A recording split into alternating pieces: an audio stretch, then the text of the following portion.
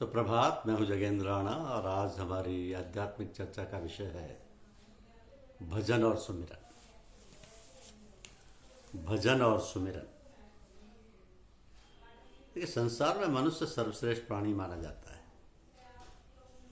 मानने की बात नहीं है, वह तो भगवान ने सर्वश्रेष्ठ बनाया ही है, क्योंकि ईश्वर ने मानव को अपने अनुरूप बनाया है। कहते हैं God made man in his own image, तो फिर क्यों ना सर्वश्रेष्ठ हो। लेकिन इसमें एक बात सोचने की है कि प्रत्येक मनुष्य एक जैसा नहीं होता है। मनुष्य तो बहुत कम है। कोई कोई तो मानव रूप धारण किए हुए भी पशु जैसा है और उसके व्यवहार भी वैसे होते हैं। एवं ये होता है कि प्रत्येक व्यक्ति के संस्कार के अनुसार भगवान ने मनुष्य को जब अपने अनुरूप बनाया ही है, तो फिर ये संस्कार का झंझट क्यों। बात यह है कि मनुष्य को छोड़कर जितने प्राणी हैं, जितनी भी योनियां हैं, सब भोग योनियां हैं। केवल मनुष्य ही ऐसा है कि भोगता भी है और कर्म करने में स्वतंत्र भी है। पूर्ण स्वतंत्र तो नहीं, किंतु स्वतंत्रता की उसके अंतर में क्षमता होती है। और जब वह अपने विवेक से काम लेता है तो फिर बहुत कुछ संस्कारों के बंधन से मुक्त रहता है। मिसाल से देखो और समझो कि गाय को हमने एक लंबे रस्से में बांधकर छोड़ दिया, तो वह जितना लंबा रस्सा है उतनी दूर इधर उधर चारों ओर घूम सकती है। बंधन तो है, मगर इतनी स्वतंत्रता भी है। इन सारे झंझटों और विघ्न बाधाओं से बचने के लिए एक बहुत ही सरल उपाय और साधन है कि मनुष्य को चाहिए कि वह सोचे और समझे कि हमारे साथ जो कुछ भी हो रहा है, जो भी परिस्थितियां दुख या सुख की हमारे ऊपर बीतती हैं, ये सब हमारे कल्याण के लिए है। विपत्ति नहीं रघुवर की दाया, करम भुगाए छुड़ा वही माया। तो ऐसे यदि सोच लें और दृढ़ विश्वास कर लें, फिर तो हमें दुख व्यापी नहीं। किंतु होता क्या है कि मनुष्य सुख में तो बहुत प्रसन्न रहता है और दुख में बहुत घबराता है, बेचैन हो जाता है, भगवान को उलाना देता है कि हमने क्या बिगाड़ा जो भगवान हमको ये सजा दे रहे हैं। मनुष्य सोचता है कि हमने पूरे जीवन में किसी को सताया नहीं, किसी के साथ बुराई नहीं की, किसी को जरा भी कष्ट नहीं दिया, तो फिर क्यों ये मुसीबत आ गई। मनुष्य अपने इसी जीवन के कार्यकलापों से आकलन करता है, लेकिन उसके जो संचित कर्म हैं उनकी उसको खबर नहीं। और ये कर्म 3 प्रकार के होते हैं: संचित, प्रारब्ध, क्रियामान। तो प्रारब्ध का भोग तो हम भोग ही रहे हैं। अब प्रारब्ध से ही हमें जीवन मिला है, लेकिन प्रारब्ध हम भोगते नहीं, उसमें और नए नए कर्म बनाते हैं। सुख के दिन तो हमारे आराम से गुजर जाते हैं और भगवान को याद भी नहीं करते, उसका शुक्रिया भी नहीं करते। किंतु जब दुख आता है तो भगवान की याद आती है और तरह तरह से भगवान के ऊपर दोषारोपण करते हैं। तो प्रारब्ध का भोग ना भोग कर हम और नए नए संस्कार बनाते हैं और वो आगे के लिए संचित में जुड़ जाते हैं। इसलिए यही बात यदि मनुष्य सोचे और समझे कि हमारे साथ जो कुछ भी हो रहा है वो सब हमारे कल्याण के लिए है, तो बस सारे झंझटों से दूर रहते हैं। तो बस हम सारे झंझटों से दूर रहते हैं और जो भी सुख दुख का भोग होता है आसानी से हो जाता है। मिसाल के तौर पर देखो कि संसार में 2 ही बातें बहुत साधारण और मुख्य हैं, वह इसलिए इन्हें लोग ज़्यादा महत्व नहीं देते। एक है जीवन, दूसरा है मरण। ये साधारण भी है और मुख्य भी।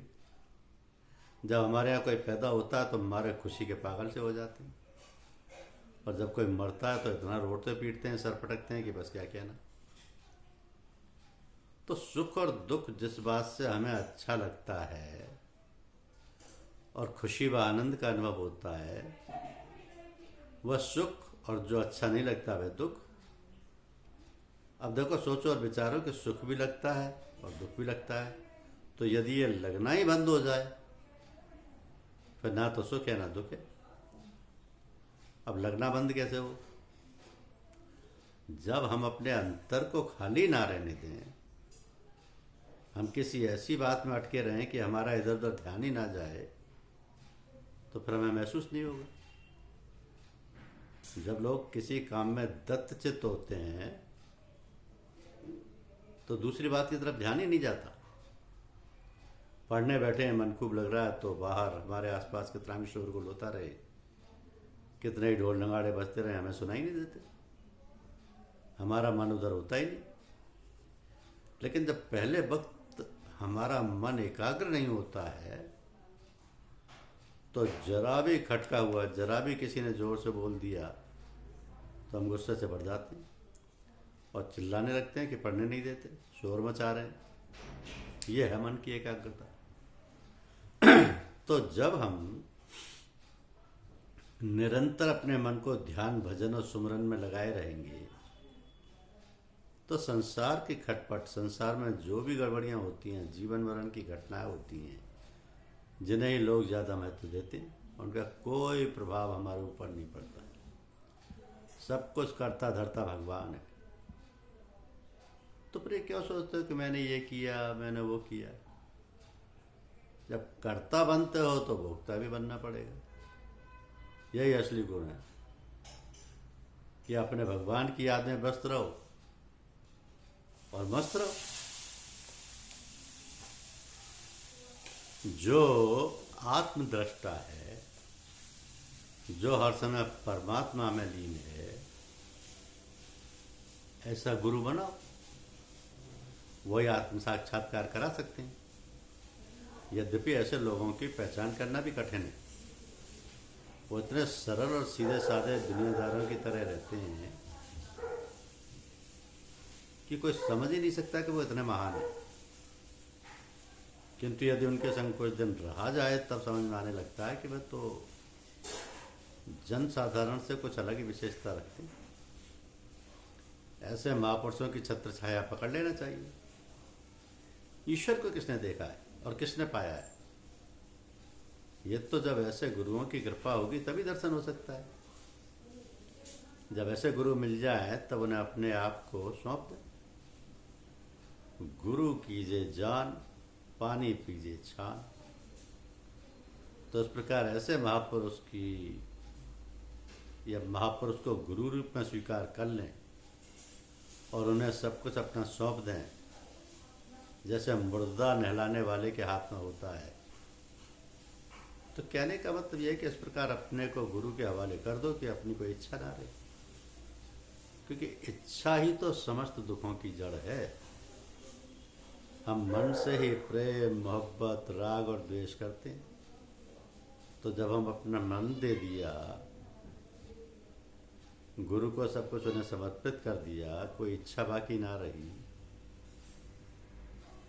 तो फिर तो मुक्ति ही है।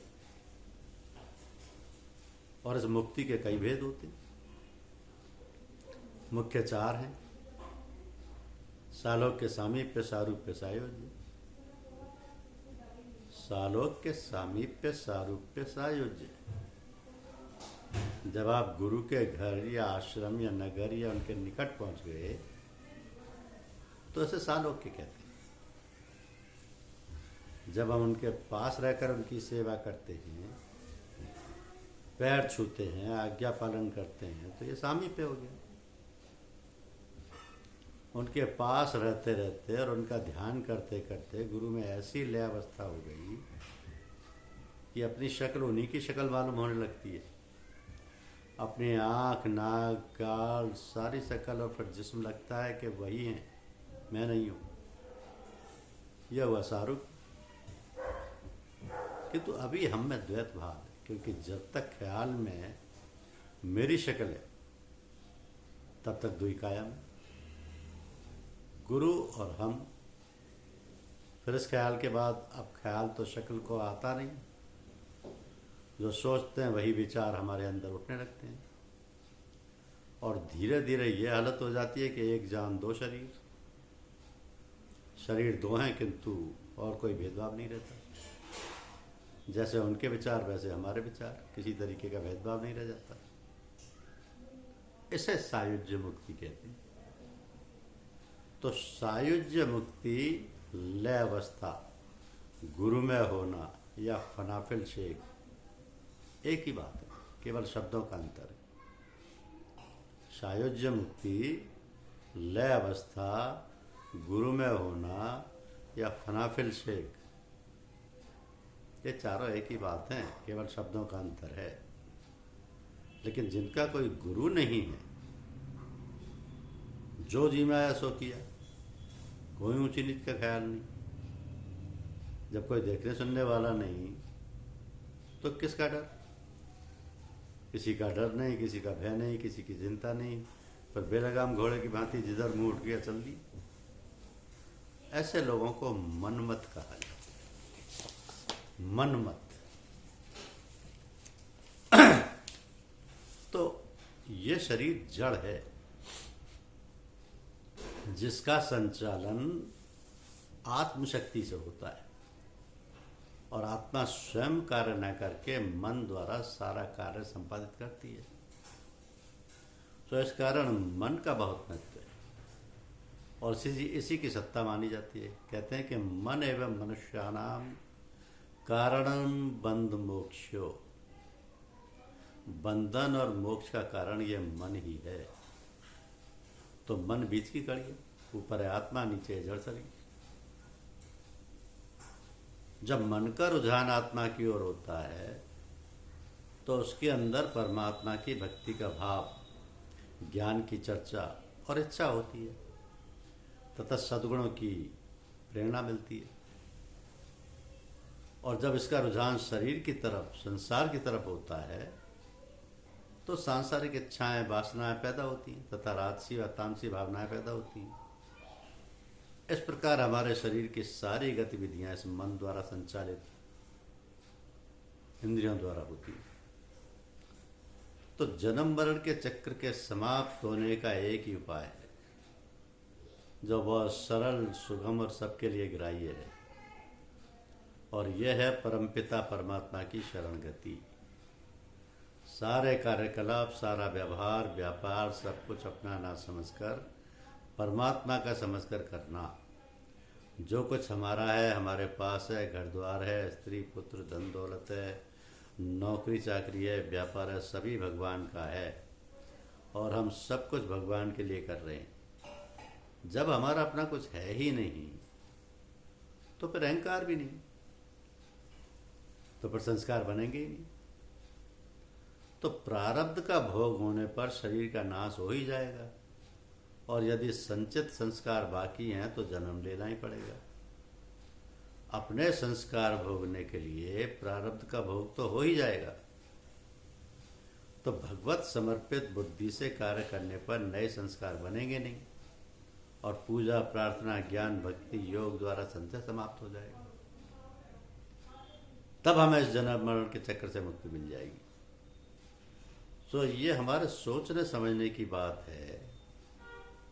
जब ये बात हमारे ध्यान में, हमारे विचार में रहेगी कि हमें परमात्मा की प्राप्ति करनी है, हमें आवागमन से छुटकारा पाना है, तो फिर हम साधना में मन लगाकर जुट जाएंगे और हमें सफलता मिलेगी।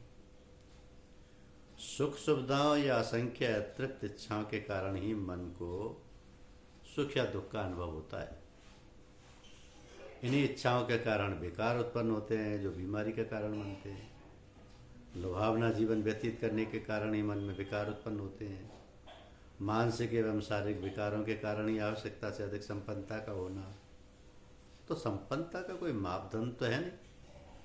अधिक कामना करने या इच्छा रखने वाले का मन नहीं भरता, इसलिए उसकी इच्छाएं निरंतर बढ़ती रहती हैं। प्रभु में विश्वास करने वाले प्राणी सुखी रहते हैं। परमपिता परमात्मा तो सबका परमपिता है, और सब प्राणियों को उनके संस्कार और भाग्य के अनुसार फल देता रहता है। आगे कोई संस्कार ना बनने पाए, ये प्राणी का कर्तव्य है। ना अच्छे संस्कार बने और न बुरे ही। इसके लिए प्राणी को सब कुछ उसी परम पिता को अर्पण करते रहना चाहिए, जिसका संपूर्ण पसारा इस ब्रह्मांड में है। अपना तो कुछ भी नहीं है, इस ब्रह्म बस इसे अपना मान बैठे हैं। यही अशांति का कारण।